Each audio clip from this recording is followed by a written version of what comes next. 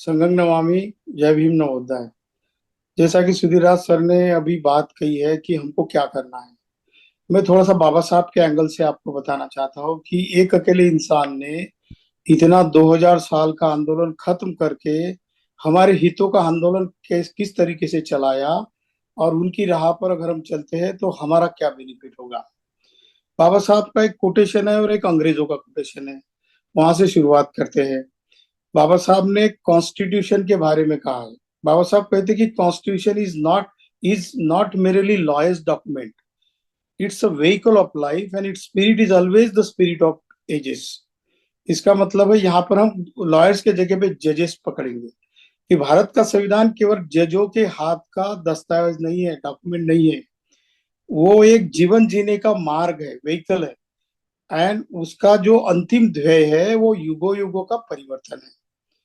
ये एक बाबा साहब का स्टेटमेंट है। और दूसरा स्टेटमेंट है अंग्रेज जजेस का। 1919 और 20 में एक अंग्रेज जज ने दिया हुआ स्टेटमेंट है। वो कहता है कि Brahmins doesn't have judicial character. जो वमन होते हैं ना, वमनों को न्यायिक कैरेक्टर नहीं होता, क्योंकि वो कभी भी न्याय करेंगे ना तो न्याय नहीं देते, वो निकाल देते हैं, रिजल्ट देते हैं। ऐसा उनका कहना था। बराबर यही बात इस जजमेंट में आई। उन्होंने जस्टिस नहीं दिया, उन्होंने रिजल्ट दिया है। और रिजल्ट हमेशा आदमी अपने हित का देता है। तो ये हुआ कैसे कि उन्होंने क्या किया कि सबसे पहली बात है कि हमको क्या करना चाहिए, इसीलिए उनकी गलती क्या है ये पहले खोजो। पहली उनकी गलती है कि उन्होंने संविधान के बेसिक स्ट्रक्चर का उल्लंघन किया है। दूसरा, उन्होंने राष्ट्रपति के अधिकार भी अपने हाथ में ले लिए हैं। और तीसरा, संसद के अधिकार भी अपने हाथ में ले लिए। वो कैसे? तो जैसे कॉन्स्टिट्यूशन का जो फंडामेंटल राइट होता है, फंडामेंटल राइट और directive principle of state policy में कॉन्स्टिट्यूशन असेंबली डिबेट में बाबा साहब ने कहा है कि fundamental rights are not challengeable in the court of law. Only directive principle of state policy है, it depends upon the ruling willingness of the ruling class. जो chapter 4 है, article 36 से लेकर आर्टिकल 51 तक, उसी के ऊपर राज्य को काम करना होता है। और वो लेकिन विलिंगनेस के ऊपर होता है कि किसकी सत्ता है। किसी को घरकुल देना है, किसी को स्कॉलरशिप देनी है, किसी को कोई सुविधा देनी है, ये वाले काम चैप्टर 4 के है। पर चैप्टर 3 के जो फंडामेंटल राइट्स है उसको चेंज नहीं कर सकता सुप्रीम कोर्ट। वो सुप्रीम कोर्ट का जुरिडिक्शन ही नहीं है, वो जुरिडिक्शन है पार्लियामेंट का। पार्लियामेंट इसके ऊपर डिस्कस करती है, और किसको देना चाहिए, किसको नहीं देना चाहिए, कितने वर्क करने चाहिए, एबीसीडी करनी चाहिए या और कुछ करना चाहिए, किसका घटाना चाहिए, किसका बढ़ाना चाहिए, ये पार्लियामेंट डिसाइड करती है। और उसके बाद प्रेसिडेंट ऑफ इंडिया उसके ऊपर सिग्नेचर करके वो रिलीज करती है ऑर्डर। तो वायलेशन क्या हुआ और कौन से आर्टिकल का हुआ, ये हमको उनको बताना है, ताकि हम अगर इन आर्टिकल के ऊपर अगर उनके ऊपर एक्शन करेंगे तो रिएक्शन में आ सकते हैं। क्योंकि बाबा साहब ऐसे ही काम करते हैं। बाबा साहब के बारे में पंडित मदन मोहन मालवीय ने कहा है, उन्होंने कहा था कि डॉक्टर अंबेडकर का मुकाबला इस देश के सारे ब्राह्मण मिलकर भी नहीं कर सकते। इतने वो ज्ञानी है, ज्ञान के वो अथांग सागर है। ऐसा वो कहते, क्योंकि जब खड़े हो जाते तो किसी का कोई भी आर्ग्यूमेंट रहो, उनका जब भी संबोधन होता संविधान सभा में, सारे चुप बैठते। और जो विरोधक रहते वो भी बोलते कि डॉक्टर आम्बेडकर ने जो कहा वो सही है। और उसके ऊपर एक मत हो जाता, जैसे कि वी द पीपल का जो निर्णय हुआ, लोग गॉड के, अल्लाह के, ईश्वर के, गांधी के नाम से करना चाहते थे, पर बाबा साहब ने 1 घंटे का संबोधन किया और सभी ने वी द पीपल का समर्थन किया। तो उन्होंने उल्लंघन क्या किया? पहली बात तो है कि उन्होंने संसद के अधिकार लिए। संविधान ने जो अधिकार उनको दिए ही नहीं, वो अधिकार का उन्होंने इस्तेमाल किया। और तीसरी बात, प्रेसिडेंट के अधिकार का इम्प्लीमेंट किया। तो इसके ऊपर प्रोसीजर लॉ जो होता है, जो कॉन्स्टिट्यूशनल लॉ होता है, इसमें उपाय क्या है? तो उसमें एक ही उपाय है कि जैसे हमारा होता है, हम गवर्नमेंट ऑफिसर होते हैं। जैसे मैं गवर्नमेंट ऑफिसर था मेरे ऑफिस में, मैं डिप्टी कमिश्नर का मेरे तरफ चार्ज था, और मेरा बॉस आईएएस ऑफिसर था। एक दिन किसी चीफ मिनिस्टर ऑफिस को हमको ऑर्डर लेटर भेजना था, और फोन पर हमारे आईएएस ऑफिस ने मुझे डायरेक्शन दिया कि ऐसा करो, ऐसा ऐसा लेटर इशू करो, और मेरे मेरे डेसिग्नेशन पे आपको आप साइन कर दो, भेज दो। तो उनकी ओरल ऑर्डर से मैंने कर दिया। फिर बाद में 15-20 दिन में मेरा कोई कलीग था, वो वमन था, उसने उसी बात पर तकरार की कि आपके नाम से इसने ऑर्डर कर दी है, तो इसके ऊपर डिपार्टमेंटल इंक्वायरी होनी चाहिए। पर मैं बाबा साहब के तत्वों को कभी छोड़ता नहीं था। मैं जो भी ऑर्डर में, मैं कॉन्स्टिट्यूशन के आर्टिकल का उल्लेख करता था। और दूसरी बात, वो टाइम लेके, और उनका मैंने फोन रिकॉर्ड किया था मेरे बॉस का। तो जब वो चर्चा हुई कि इसके खिलाफ जब डिपार्टमेंटल इंक्वायरी शुरू होनी चाहिए, तो मैंने वो उनको वो ऑडियो सुनाई। उसके बाद वो खतरा टल गया। बाबा साहब ने क्या किया, तो बाबा साहब के बारे में एक अमेरिकन इतिहासकार कहता है कि 1920 से लेके तो 1956 तक इस देश का इतिहास एक ही इंसान लिख रहा था, उसका नाम डॉक्टर अंबेडकर था। और वो क्या करता था, तो कहते हैं कि वो एक्शन में काम करता था, और सारा देश including Gandhi, they were working in reaction. Baba Saheb action लेते थे और सारा देश फिर उसके रिएक्शन में काम करता था। तो कौन सी एक्शन ली थी बाबा साहब ने? जैसे महाड़ का सत्याग्रह शुरू करने के लिए किसी ने नहीं कहा, पानी का सत्याग्रह किया। लोग बोल रहे कि हमारे पानी को इन्होंने छू लिया तो हमारा पानी गंदा हो गया। 1932 में कालाराम मंदिर का टेम्पल का सत्याग्रह शुरू किया। इन्होंने कहा इसने हमारे भगवानों को छूने की कोशिश की, इसको रोको। ये दोनों केसेस चले और 1935 में उसका रिजल्ट लग गया। और दोनों केसेस बाबा साहब ने जीती, क्योंकि बाबा साहब ने जब मनुस्मृति जलाई थी 25 दिसंबर 1927 को, तो वो भी ब्राह्मण के हाथ से जलाई थी। जब आर्गुमेंट आया तो बाबा साहब बैरिस्टर थे, उन्होंने कहा कि मनुस्मृति मैंने नहीं जलाई। तो किसने जलाई? तो सहस्त्र बुद्धे ने जलाई। तो सहस्त्र बुद्धे तो ब्राह्मण है, उसको तो जलाने का फिर लिखने का सारा अधिकार है। तो जज ने जस्टिस बाबा साहब के तरफ दिया। मतलब बाबा साहब का हर कोई आंदोलन होता था वो एक्शन में होता था। इसीलिए हम लोग एक्शन का आंदोलन नहीं करते, हम रिएक्शन में आंदोलन करते। कोई खैरलांजी करता है, कोई ऊना करता है, कोई हाथरस करता है, और हम रिएक्शन में रास्ते पर आ जाते हैं। हम इंटेलेक्चुअल नहीं करते। बाबा साहब ने कहा कि मैं क्या चाहता हूँ, तो वो कहते हैं कि बुद्धिजीवी वर्ग वो वर्ग है जो दूरदर्शी होता है, सलाह दे सकता है और नेतृत्व दान कर सकता है। किसी भी देश की अधिकांश जनता विचारशील एवं क्रियाशील जीवन व्यतीत नहीं करती। ऐसे लोग प्राय बुद्धिजीवी वर्ग का अनुकरण और अनुगमन करते हैं।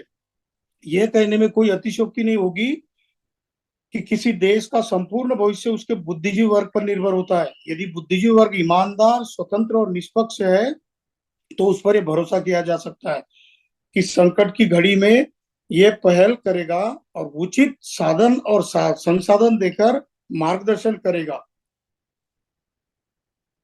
और आगे कहते हैं कि बुद्धिमान व्यक्ति भला हो सकता है, लेकिन साथ ही वो दुष्ट भी हो सकता है। उसी प्रकार बुद्धिजीवी वर्ग उच्च विचारों वाले व्यक्तियों का भी एक दल हो सकता है, जो सहायता करने के लिए तैयार रहता है और पथ भ्रष्ट लोगों को सही रास्ते पर लाने के लिए भी तैयार होता है। तो बाबा साहब कहते हैं कि अपना दिमाग दिमाग इस्तेमाल करो। किस तरीके से? यहाँ पर उन्होंने बहुत सारा उल्लंघन किया। आर्टिकल 14 जो इक्वालिटी का राइट है, उसको उन्होंने वायलेट किया है। आर्टिकल 15 है। आर्टिकल 16 और 16(4) में जो अधिकारी नहीं है सुप्रीम कोर्ट को कि ये तुम्हारा जो है। और एक सबसे बड़ा गुनाह क्या किया उन्होंने, कि जो अधिकार पार्लियामेंट और प्रेसिडेंट को है कि किसी राज्य को कि तुम जाके ये सर्वे कर दो, और सर्वे करके फिर तुम ये सबमिट कर दो इंपीरियल डेटा। ये बताने की जो बताने का जो अधिकार है पार्लियामेंट का है।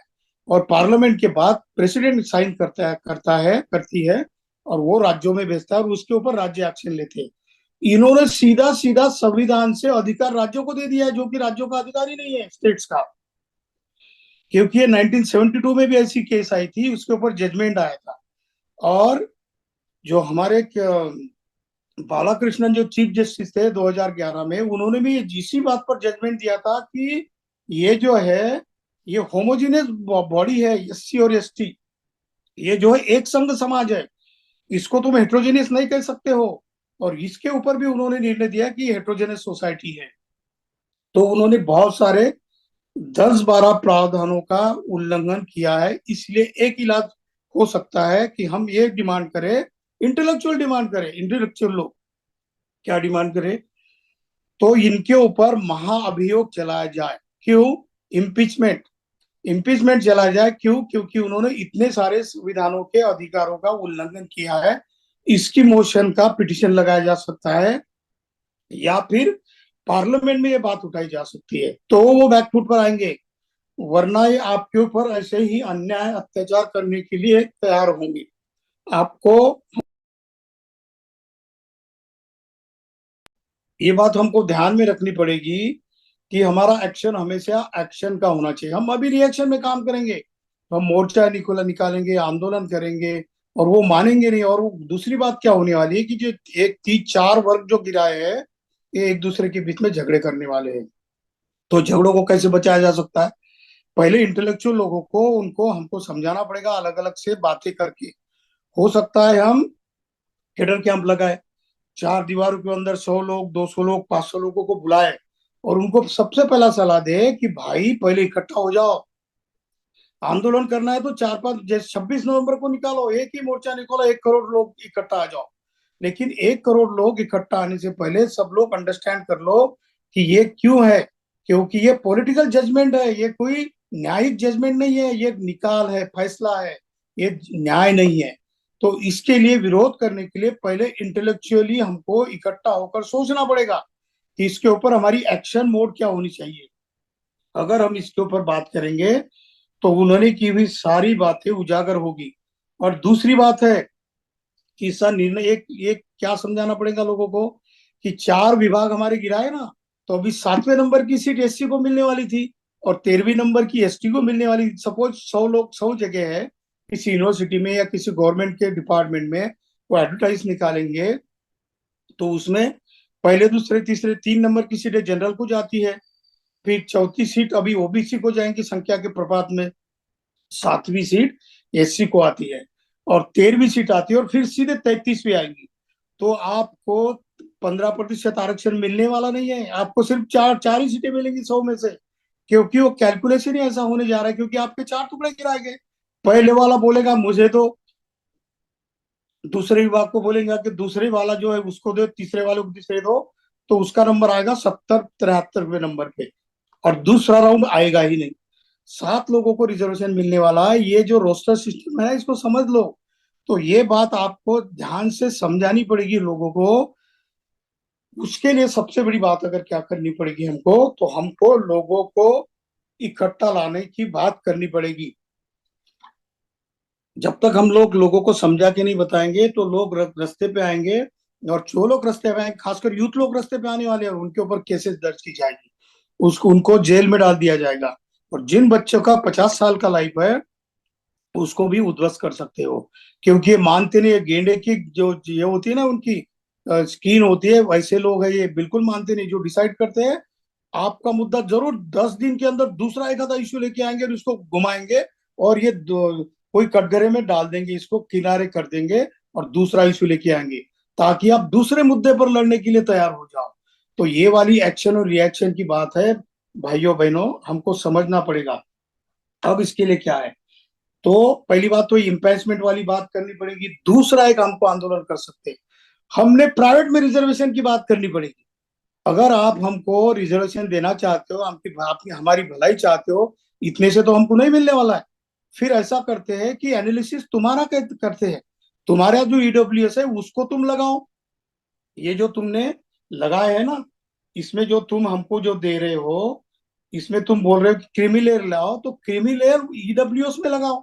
ईडब्ल्यूएस का पहले क्रीमी लेकर लगाओ। तीसरी बात है कि पॉलिटिक्स में क्रीमी लेयर लगाओ। जिसका इनकम 8 लाख से ऊपर नहीं है उसको दूसरी बार नहीं मिलेगा। तुमने हमको लगाया ना कि 8 लाख के ऊपर को दूसरी बार रिजर्वेशन नहीं मिलेगा, तो पॉलिटिक्स में कैसा रिजर्वेशन जारी रहेगा फिर? क्योंकि ये तो सोशल, एक तो इकोनॉमिक, पॉलिटिकल सारा कुछ एक रिजर्वेशन है। तो 8 लाख के ऊपर के हमारे भी मेंबर ऑफ पार्लियामेंट को और एमएलए को रिजर्वेशन मत दो, आपके भी मत दो। ये इक्वालिटी कर दो ताकि वो लोग इन बातों के ऊपर बैकफुट पर आ सकते हैं। और एक बात है कि प्राइवेट में अगर रिजर्वेशन मांगोगे तो आपको ये कहना चाहिए कि हमारे संख्या के प्रपात में हमको प्राइवेट में रिजर्वेशन दे दो, वरना हम आपका पूरा स्ट्रक्चर खत्म कर देंगे। अगर नहीं आएंगे तो ये देखेंगे कि हम लोग 1 करोड़ 10 करोड़ की संख्या में इकट्ठा हो जाएंगे, और आपकी मालमत्ता के ऊपर भी हम कुछ कर सकते हैं। सिर्फ उनको धमकी दे दो। इकट्ठा होने की धमकी जब भी दी जाती है, एक्शन की जाती है। इसका उदाहरण है 2 अप्रैल 2018 की बात। किसी ने भी नहीं, कोई लीडर नहीं था उसका लीड करने वाला। जनता, 15 लाख जनता रास्ते पर आई, सरकार समझ गई कि सुप्रीम कोर्ट ने एंटी कॉन्स्टिट्यूशनल जजमेंट दिया है, अपने हाथ में अधिकार लिए है, और सरकार ने पार्लियामेंट के ऊपर प्रेशर आ गया जनता का। 15 लाख लोग रास्ते पर आए, इसलिए फिर से एट्रोसिटी एक्ट रीइंस्टीट हो गया। इसी तरीके से ये हम कर सकते हैं। आपको प्रेशर पार्लियामेंट्री सिस्टम के ऊपर डालना पड़ेगा। वो प्रेशर डालने के लिए आपकी संख्या कहाँ है? आप अलग अलग किसी संगठन से, एकल स्टार से, एकल व्यक्ति से, किसी एक नेता से, किसी एक पार्टी से, किसी एक संगठन से आप मोर्चा वो निकालोगे, आंदोलन करोगे, खुद को क्रेडिट लेने की कोशिश करोगे और उनके पास निगोशिएशन के लिए जाओगे तो वो आपकी बात भी नहीं सुनेंगे, क्योंकि वो जानते हैं इन्होंने जो मोर्चा निकाला इसमें 5,000 लोग थे, 10,000 लोग थे, सिर्फ 3 और 4 संगठनों ने। अभी एक बात देखो, 2014 से केस शुरू हुई है और उसमें मांगा क्या था? तो सिर्फ एससी में, पंजाब में सिर्फ एससी के 4 कैटेगरी करने की बात हुई थी, पर इसमें तो एसटी का भी और ओबीसी का भी इन्वॉल्वमेंट किया गया, एसटी को पार्टी ही नहीं किया गया। अभी देखो कि जिसको न्याय देना है उसको पार्टी भी, उसको हियर भी नहीं किया गया, उसका पिटिशन में इंटरवेंशन भी नहीं किया गया और उसके खिलाफ न्याय दिया गया। तो ये तो टोटल अनजस्टिस है। तो ये मामला बनता है इम्पीचमेंट के लायक, कि जिस एसटी को और ओबीसी को तुमने इसमें न्याय दिया है और उससे बड़ा गुना क्या किया है, तो इन्होंने राज्यों को तो बोल दिया है कि इंपीरियल डाटा करो, सर्वे करो और उसके बाद ही इंप्लीमेंट करो, और जजमेंट भी दे दिया। सर्वे होने से पहले जजमेंट दे दिया कि 4 ग्रुप होने चाहिए, इनका एक ही रिजर्वेशन होना चाहिए, इनके बच्चों का आरक्षण नहीं होना चाहिए और इनका इकोनॉमिक बेसिस पर रिजर्वेशन होना चाहिए। सारी बातें कॉन्स्टिट्यूशन असेंबली डिबेट में बाबा साहब ने स्पष्ट की है। बाबा साहब की बात को हम अगर ध्यान से पढ़ेंगे तो टोटल एंटी कॉन्स्टिट्यूशनल है, क्योंकि एजुकेशन और सोशल बैकग्राउंड के ऊपर आरक्षण यानी प्रतिनिधित्व होना चाहिए, ऐसा संविधान सभा में पास किया है और ये रूलिंग लॉ भी है। तो ये लॉ का भी उल्लंघन करती है और 4 जजमेंट आए इसके खिलाफ। पहले वाले चारों जजमेंट को जजेस ने निरस्त कर दिया है। और इन्होंने एक चालाकी क्या की पता है? ये जो ये जो डिसीजन जो दिया है ना, किसका, ये उन्होंने बात की कि आपको क्रीमी लेयर लगाना चाहिए। क्रीमी लेयर की बात अपने ही जज को झुंझुना दिया है कि आपको चीफ जस्टिस बनाया जाएगा, आप पहले लिखो आपका जजमेंट। सबसे पहला जजमेंट भूषण गवई जी ने लिखा, जो कि हमारे ही बिरादरी के हैं, और उनके ही जजमेंट को इन्होंने सभी ने आज बहुत सारे स्टेटमेंट भी, अभी मैं वक्त की वजह से नहीं बता सकता हूं उन्होंने क्या क्या कहा। सारे लोगों ने 90% जजमेंट है, उस जजमेंट पे भूषण गवई जी ने क्या कहा उसका मैं समर्थन करता हूँ। एक एक जगह पे लॉर्डशिप का है उनको और एक जगह पे ब्रदर का है। इसका मतलब ये टोटली पॉलिटिकल जजमेंट है। इस पॉलिटिकल जजमेंट को हमको उसी तरीके से डिफेंड करना है, और डिफेंड करने के लिए हम अपनी ताकत ना खर्चा करें, हम लोग हमारा स्किल खर्चा करें। और ताकत खर्चा करना चाहते हो तो जैसा समन सिंह कह रहा है कि भाई इकट्ठा आ जाओ, आप इकट्ठा आ जाओगे तो आपकी पहचान बनेगी। आपकी पहचान नहीं है इसीलिए आपके ऊपर अन्याय अत्याचार होते हैं, याद रखना।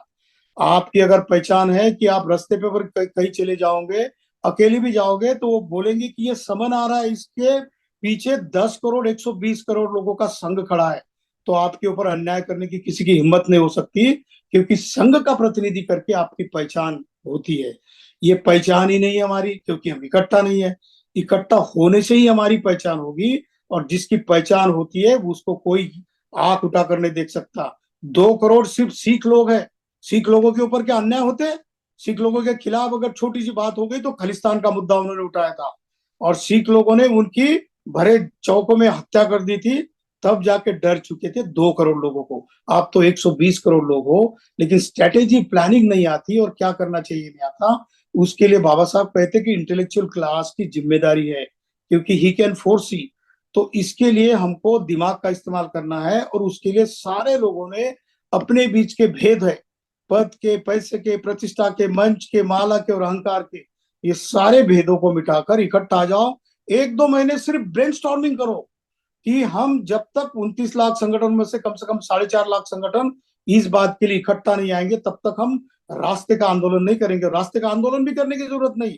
आप ये सारे एक सोच लो कि 29 लाख संगठन के सिर्फ 3 ही व्यक्ति आए, एक अध्यक्ष, एक सेक्रेटरी और एक वाइस प्रेसिडेंट उपाध्यक्ष, 3 ही आए तो 1 करोड़ लोग हो जाते हैं। 29 लाख गुना 3 कर दो तो लगभग 98-97 लाख लोग हो जाते हैं। मतलब 1 करोड़ लोग तो सिर्फ 3 लोग आएंगे तो ही आ जाएंगे।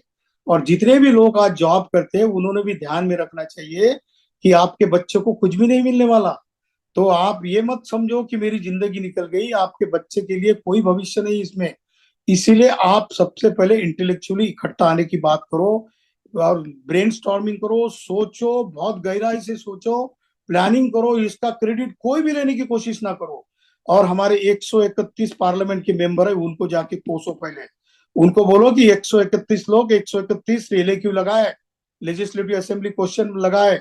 अभी कट मोशन भी लगा सकते हो, स्थगन प्रस्ताव जिसको बोलते हैं कि आज गुना होगा, आज कुछ घटना घटी तो कल जाके 0 आवर में कट मोशन लाई जा सकती है। एक कट मोशन में अगर 131 लोग अगर कुछ कहेंगे तो 131 लोग है साथियों, 291 है उनके, उसमें से 131 माइनस कर दो तो अल्पमत में आ जाती है। आज की रूलिंग सरकार भी आ जाती है और अपोजिशन वाली भी अल्पमत में आ जाती है। तो ताकत का इस्तेमाल करने के लिए दिमाग का इस्तेमाल करना चाहिए। इसके लिए संगठित होना जरूरी है और संगठित होकर अपनी पहचान बनानी जरूरी है। जब संगठित होंगे, पहचान बनाएंगे और जितने जुड़ेंगे उतने जीतने वाले हैं। आप फिर 10 लाख लोग इकट्ठा हो, 50 लाख इकट्ठा हो, 1 करोड़ आओ या फिर 10 करोड़ आओ, शादी सी छोटी सी बात है। अगर नेशनल लेवल पे अगर बहुत सारा ब्रेनस्टॉर्मिंग करते हैं तो दिल्ली से एक ही लेटर अगर लिया जाएगा कि ये हमारा लेटर है, सारे 4.5 लाख या 29 लाख संगठन इसके ऊपर सिग्नेचर करेंगे। तहसील ऑफिस में हर तहसील में 10-10 हजार लोग जाएंगे। 7,500 तहसीलें हैं हमारे देश में।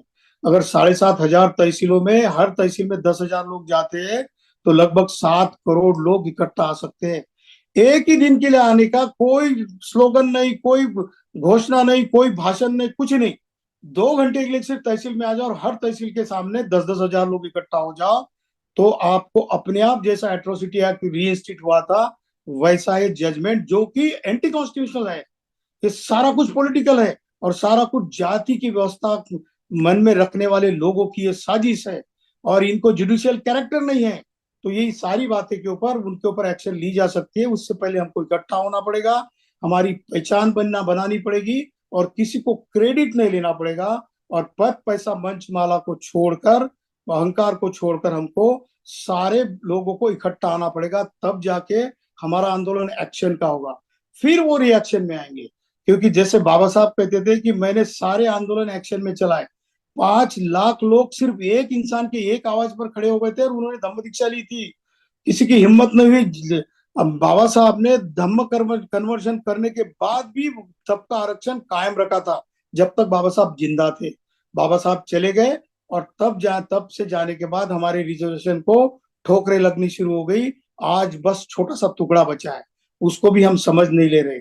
या तो कोई बाबा साहब के दर्जे का कोई लीडर पैदा करो, तो ऐसा तो असंभव है क्योंकि हमारे पास तो उतनी अहमियत नहीं है। तो सारे लोगों की ताकत इकट्ठा कर लो, आपकी ताकत ही आपको जिताएगी। इसीलिए आपको इकट्ठा करना पड़ेगा, इकट्ठा होने के अलावा कुछ ही नहीं है। समन संघ इसीलिए आपको बार बार पुकार रहा है कि इकट्ठा आ जाओ, वरना आपकी जिंदगी बहुत जल्दी खतरे में है, खत्म होने वाली है। आपके आने वाली जनरेशन के लिए कुछ भी नहीं बचने वाला। चाहे आप कुछ भी करो, अकेले अकेले संघर्ष करो, आपके हिस्से का कुछ भी देने वाले नहीं है। क्योंकि सामने वाला इंटेलिजेंट नहीं है, वो शातिर है। बाबा साहब कहते हैं कि वो बुद्धिमान नहीं है, वो शातिर है। तुम्हारे अज्ञान के ऊपर वो सत्ता सत्ता भोग रहा है। तो हमारे अज्ञान को हमको खत्म करना पड़ेगा। अविद्या पच्चा संकारा, जैसे तथागत ने कहा, विद्या ये सारी जननी है, ऐसा ज्योतिराव फूले भी कहते हैं। विद्या की वजह से सारा नुकसान होता है और शूद्र खत्म हो जाते हैं। ये बात को बहनों और भाइयों समझो, सारे सब लोग समझ जाओ, पहचान बनाओ, इकट्ठा हो, तो जीत आपका इंतजार कर रही है। संविधान बोलेगा कि आप 51% से ज्यादा संख्या में वहां पर आ जाओ, मुझ में जो चाहे अमेंडमेंट कर लो। लिख लो कि कोई जज है, जज को स्टेट का दर्जा देना चाहिए। जज को या कोर्ट को अगर स्टेट का दर्जा दोगे तो जज को भी आप एनालाइज कर सकोगे पार्लियामेंट में कि जस्टिस ने जो निर्णय दिया है, निकाल दिया है, ये किस इंटेंशन से दिया है। अगर इसका इंटेंशन गलत है तो उसके ऊपर इम्पीचमेंट की कार्रवाई हो सकती है। बाबा साहब ने भी कहा था कि जो कोर्ट्स है, जो सारी नेशनल लेवल की जो एजेंसियां है, वो भी स्टेट की तरह, ये भी इंसान है, गलतियां कर सकते हैं। तो उसके ऊपर भी एक्शन हो सकती है। पर हमको इकट्ठा आना पड़ेगा, पहचान बनानी पड़ेगी। अगर मेरी बात से कुछ गलत निकला हो, किसी को आहत पहुंची हो, तो समन संग मुझे माफ करे। संगे यो खलितो दोषो संगो खम तु तम ममन। मैं समन हूं, हम सब समन है। संग